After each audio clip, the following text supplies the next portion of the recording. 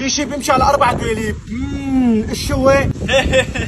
لك سيارة يا بهيم، سيارة. بس ما حددت اسم السيارة، بي ام ولا مرسيدس؟ طيب سؤال الثاني، في شي بيمشي على دولابين. ايش هو؟ طلع جعش الثاني، ميتور يا بهيم. بعرف يا بهيم ميتور، بس ميتور بطح ولا برد ولا ميتور جندة ولا ريكس يا كلب. السؤال الثالث يا بهيم يا اللي ركزت على التعليم مع اخواتي، في شيء طير بالهواء بيعمل لك مبينة عصفور.